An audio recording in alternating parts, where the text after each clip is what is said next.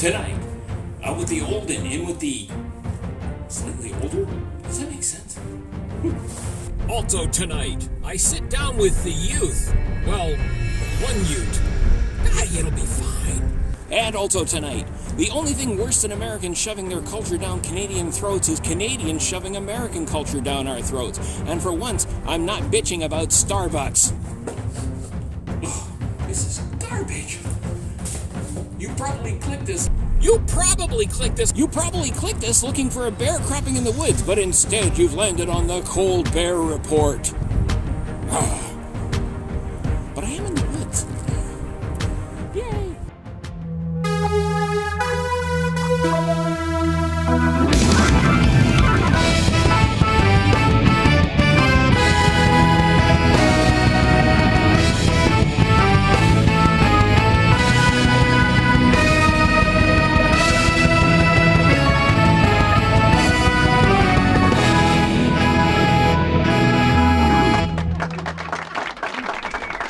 Nation, politics is an ugly game, and that's why I'm the face covering it. I mean, who can refuse this big, budgy Paula cuteness, huh? Well, apparently teens can. Yeah, I've been told the only way to get their attention is with loud noise, and since that's ridiculous, before getting into things tonight, I'd like to introduce Ritchie, our new Yout Correspondent. Yo, Ritchie in the house. So, Ritchie, what big issues bother you these days? Can you get me some beer? What? No, do you think they let bears waltz into the LCBO? Lame. Seriously, what sort of things do the Yout worry about? Bear, beer. What, you listening? Ever get the feeling this is going to be a one-off bit? Yo, hey, Bear, here's a funny one for you. A seal walks into a club. Ba-dum-bump.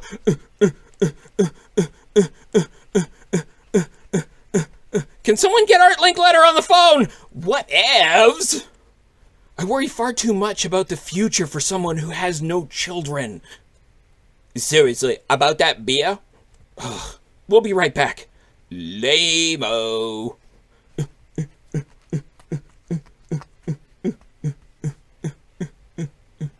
You can go now. Hello? Hey! Anybody in the house want to go clubbing?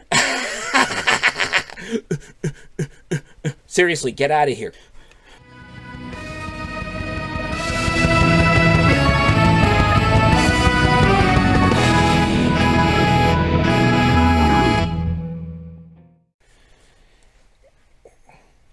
Why are you wearing masks? COVID protocol, eh? Groundhog tested positive. Shouldn't I be wearing one? Nah. You're just telling, eh? Guys, we're rolling. You need to get off the set. Oh, you want another grievance, Bear? No. We're finished when we're finished, eh? Get off our case, man. Oh, okay, fine. Where's the end? How do I get out of here? I'm stuck. Oh, am I supposed to help you? There's no exit on this side, eh? So I'm gonna... excuse me. Oh, yeah, all right, fine. You just go on. There we go. Told you he was a prima donna. That's Duza! Nation, we planned this week to do the whole hit job on the NDP that qualifies as fair and balanced with journalism these days. As you might have guessed, the groundhog fiasco put an end to that. Now, I'm sure everyone knows that working under additional COVID protocols slows things down something awful. And as you just saw, the Beavers move like sloths when you badger them. That's it, get my shop steward on the line, eh? Ugh. So rather than postpone the whole show, we're just going to pivot and head for hope with a side dusting of unity and maybe just a bit of America bashing at the end. Well, in short, we're making a clip show of stuff we haven't aired yet. Jimmy? Nation, I'd be remiss if I didn't address the elephant in the room this week, and by elephant, I mean donkey.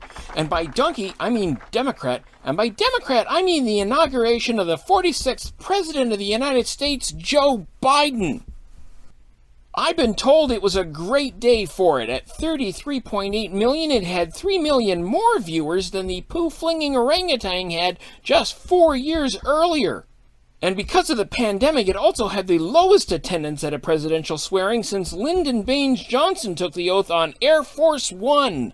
Now, the squirrels watched the whole thing and have assured me Joe had a theme and stuck to it rather well, so, Jimmy?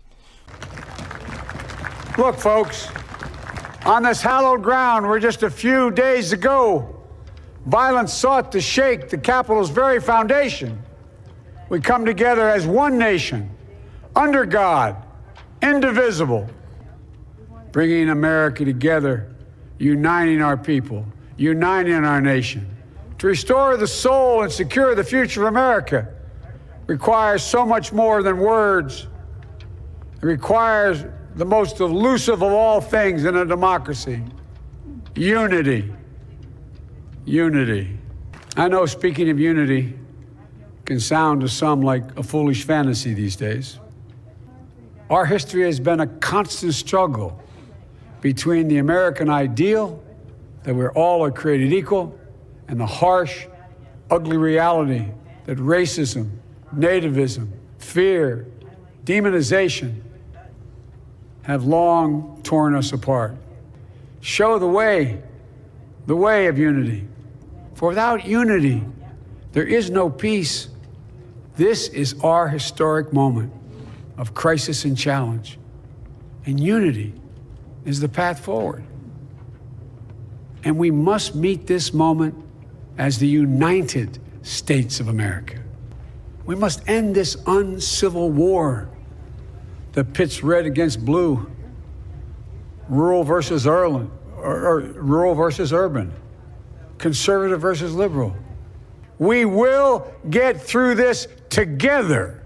Together.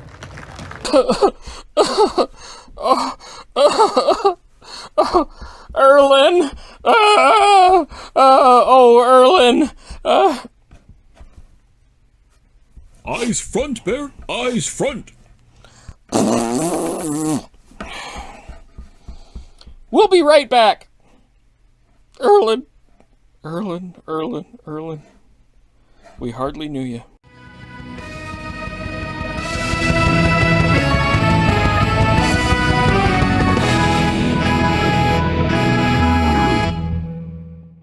Tonight episode brought to you by Toques, eh? Toques. Not wood caps like the skinny bacon lovers call them. Good Canadian Toques. Not a sponsor, eh? Like, what'd you say that for? It's in the script. It's a type of clothing. Like, how would they sponsor that? Well, industries sponsor stuff all the time, eh? Like dairy. Ever seen a dairy ad? Or eggs.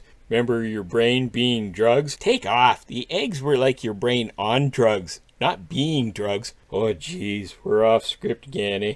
Yeah, like, what else is new, eh? Oh, hey, I got a new toque. Beauty, eh? Not a sponsor. That's what I said, eh? Yeah, well, you're a hoser.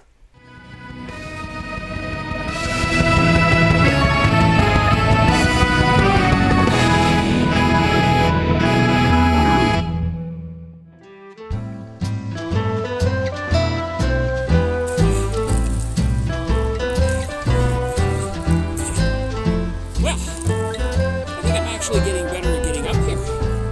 Okay. So, Canada is being run over by America. We've heard that a million times, and for most of us, well, a bit of their best up here isn't really a problem. But some of it just doesn't make sense. And frankly, it's irritating when something American replaces something Canadian that was just as good, if not better. Even Quebec isn't exactly immune to it, and they've been great at keeping English Canada out for decades. What I'm talking about is Circle K. It's an American brand, and I've been to a few of them. The experiences remind me of something I'd rather not eat or drink out of.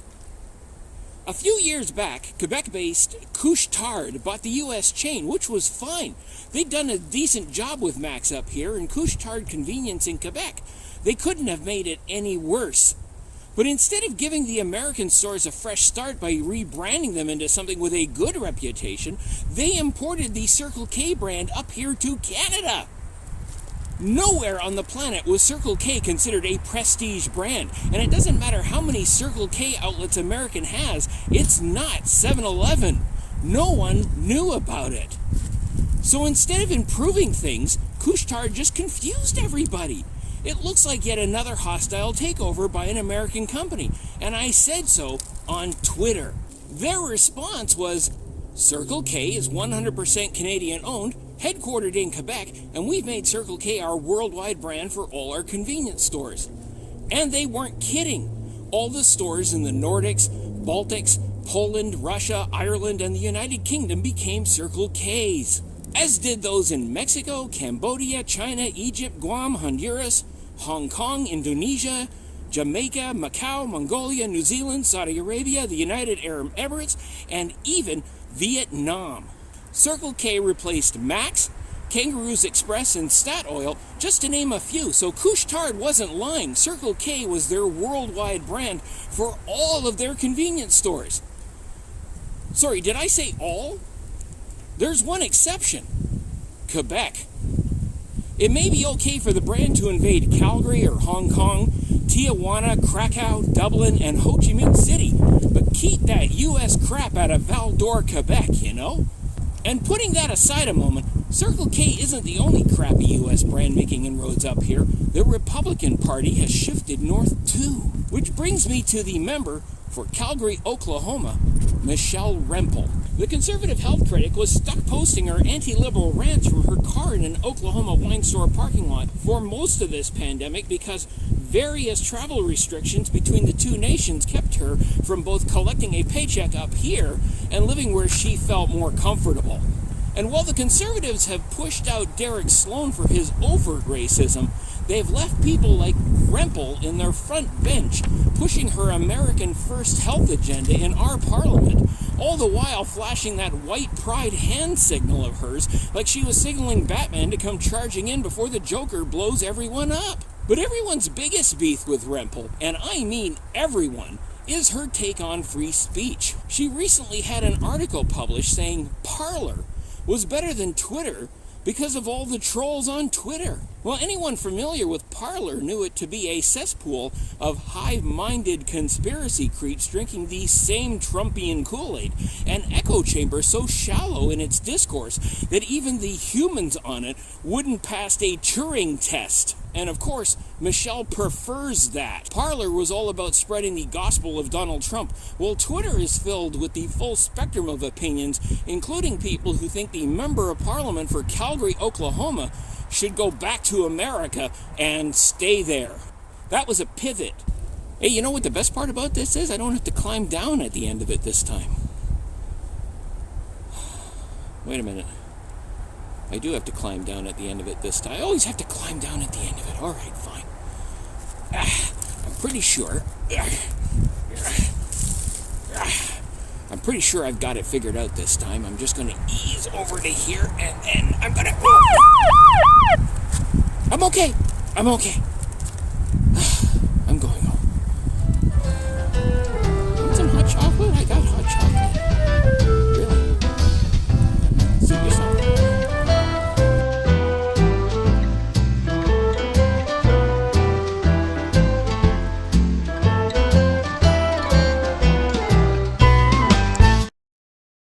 Well, nation, that's all for the Cold Bear Report this week. Take care, stay safe, and watch out for wildlife on the roads.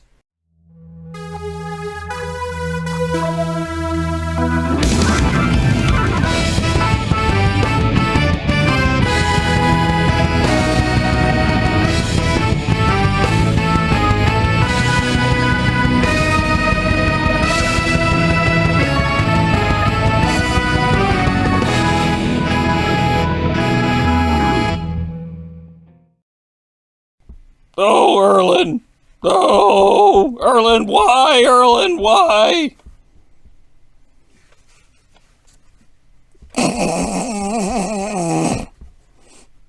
Thanks, man. Another tight corner.